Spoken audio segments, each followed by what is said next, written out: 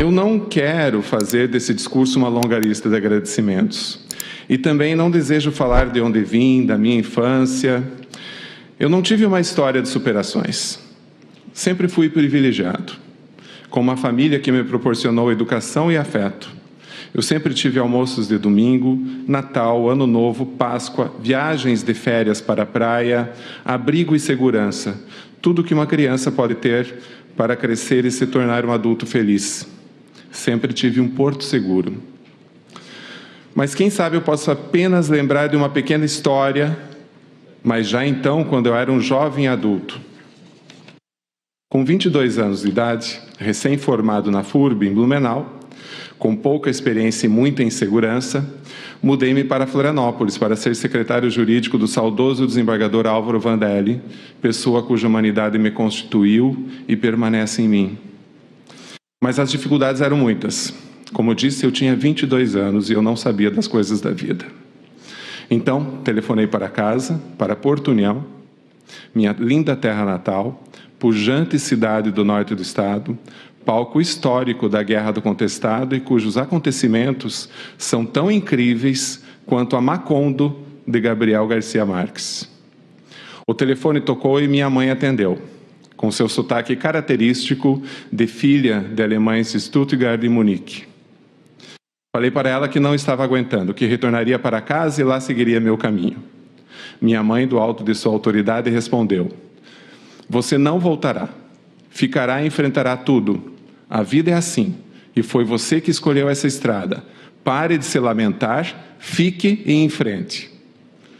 Desliguei o telefone e, resignado, fiquei e enfrentei. O que eu quero dizer é que, se hoje eu estou aqui, é porque muitos mesmo, meus falecidos pais, meus irmãos, cunhados, sobrinhos, minha família toda, meus amigos, queridos amigos, minha competente equipe de assessores, todos vocês me carregaram, ainda me carregam, vocês me aceitaram nas suas vidas. Então, meu muito obrigado. E já que retomei o caminho dos agradecimentos, a vida é feita de agradecimentos, aqui desejo fazer mais um a você, Lucas Fazolo, meu noivo, meu amor. Você é o brilho e a beleza de meus dias, é a felicidade que me embala.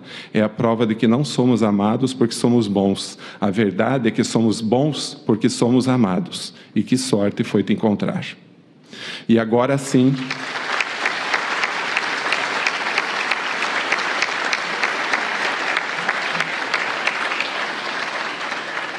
E agora sim, deixando de lado os agradecimentos, nesta etapa, quero falar de um passado recente. E sobre isso matutei bastante se eu falaria ou não. E eu resolvi que sim, que tenho o dever de falar. O Brasil se redescobriu com a Constituição de 88. Mas, parafraseando Walter Salles, diretor do premiado filme Ainda Estou Aqui, que trouxe a história do sequestro e assassinato de Rubens Paiva pela ditadura militar e os reflexos que esse hediondo crime trouxe para sua família, nós temos flertado novamente com o fascismo. Há valentões por todos os cantos, querendo governar o mundo e, por consequência, a justiça.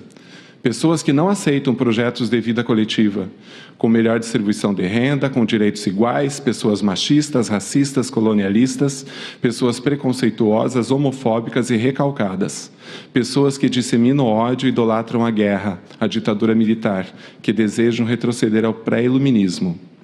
E por isso é que devemos sempre estar alertas e sempre ocupar os espaços em prol da democracia. E nesse ponto, como disse Walter Benjamin, é importante contar a história sob a perspectiva dos vencidos, pois senão os vencedores continuarão vencendo. Pois bem, contarei a história de alguém que foi vencido, para que os valores morais, a dignidade e a honradez que ele sempre defendeu, fortaleçam-se como pilares sociais e cívicos e, quem sabe, um dia vençam. Era uma vez um juiz de direito que trabalhava com aprisionados. Ele executava suas penas de miseráveis, maltrapilhos e maltratados. Seres humanos condenados por crimes, mas que antes de tudo tinham sido condenados pela pobreza e injustiça social. O juiz, desde o início, se dispôs a fazer diferente. Ele decidiu que aplicaria a lei, seus fundamentos, suas constitucionalidades e que se pautaria nos direitos humanos.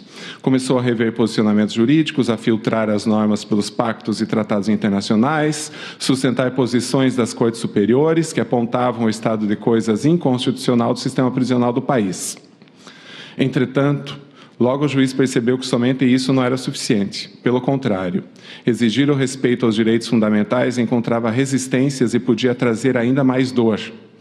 Não foram poucos os que começaram a lhe atirar pedras, chamando-o de defensor de bandidos.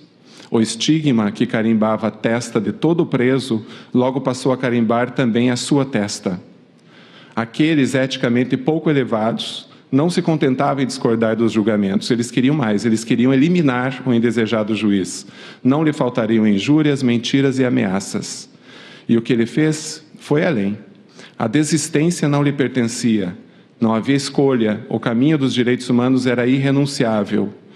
Guardou suas dores, suas abertas feridas, suas angústias, botou tudo no bolso e foi cuidar das dores, feridas e angústias dos outros. As inspeções às unidades prisionais tornaram-se mais frequentes, semanais, às vezes diárias. Nessas inspeções, que ele preferia chamar de visitas, a entrada da prisão não se resumia aos setores administrativos. Ele fazia questão de conversar com os trabalhadores do sistema, desde aqueles da saúde, da educação até os de segurança e controle, e principalmente ele transitava entre os miseráveis, maltrapilhos e maltratados detentos, ouvia suas dúvidas, suas queixas, suas esperanças. Os detentos, que já acreditavam na justiça que o juiz representava, começaram também a acreditar na sua humanidade. Aquele sujeito de terno e gravata que tinha o poder de os julgar, olhava para eles, perguntava como estavam, questionava sobre suas famílias, sua saúde, respondia às suas dúvidas. Ele os respeitava em sua humanidade. Então veio a pandemia, que além de colocar o mundo de joelhos, no Brasil, aliou-se a um governo que negava a ciência e que, ao destruir a saúde pública, tentava destruir a frágil democracia. E ele, juiz da execução penal, viu-se diante de mais um desafio, talvez o mais terrível de toda a sua vida. O desafio de evitar que o vírus rebaixasse a humanidade dos presos, os tornasse não humanos. Foram anos de tormenta e tempestades. Mas ele seguiu, com a cabeça erguida, espinha ereta, a força de quem sabe que está do lado certo da história. E um dia a calmaria chegou. Não a do sistema, cujos presos permaneciam sofrendo com a superlotação, falta de trabalho, educação e saúde, mas daqueles que não tinham lealdade aos princípios que compõem o caráter. Esses pararam de o atacar, sossegaram, por assim dizer. O juiz reputou aquele armistício à sua própria persistência. Também atribuiu o fato aos novos ventos republicanos que, como revolução reificadora, restabeleciam os pilares da República. Mas ele estava enganado, não havia armistício. Depois de muitos anos de carreira, chegara o momento de ascender ao tribunal, como desembargador substituto. Após ponderar e refletir, tomou a decisão. A hora era aquela.